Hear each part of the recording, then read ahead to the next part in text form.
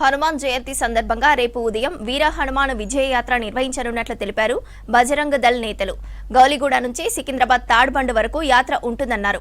ఉదయం 8 గంటల నుంచి రాత్రి 10 గంటల వరకు గౌలిగూడ రామమందిరంలో యజ్ఞం, 11 గంటలకు కోటి కూడలిలో సామూహిక హనుమాన్ చాలీసా నిర్వహిస్తున్నట్లు తెలిపారు.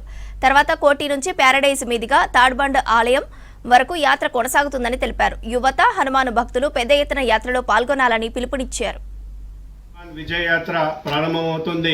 ఉదయం 8 గంటల నుంచి 10 గంటల వరకు గౌలిగూడ రామ మందిర్లో యజ్ఞం ఉంటుంది. అలాగే కోటి చౌరస్తాలో ఉదయం 11 గంటలకు సామూహిక హనుమాన్ చాలీసా కార్యక్రమంతో ఈ యొక్క కార్యక్రమము ప్రారంభమవుతుంది. పూజనీయ శ్రీ శ్రీ గిరిధర్ స్వామి గారు దీంట్లో ముఖ్య వక్తగా పాల్గొంటున్నారు.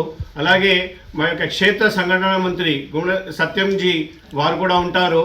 అనంతరము ఈ యొక్క బైక్ ర్యాలీ మన కోటి నుంచి ప్రారంభమై తాడ్బంద్ వీరాంజనేయ స్వామి టెంపుల్ వరకు సాగుతూ ఉంటుంది. ఈ యొక్క ర్యాలీకి హిందూ యువతకు పిలుపునిస్తున్నాము. రండి, తల్లి రండి, ఈ యొక్క ర్యాలీని మనం అందరం కలిసి సక్సెస్ చేద్దాము.